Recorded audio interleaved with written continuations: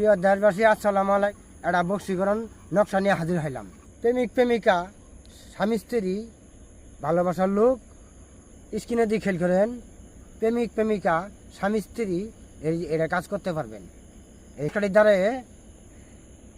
আপনার এই অবাধ্য স্বামীকে আপনি বশ করতে পারবেন।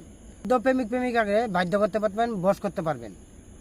নস্কারি কোনো সময় ভুল কাজে প্রয়োগ করবেন না, তাহলে ক্ষতি হইতে পারে।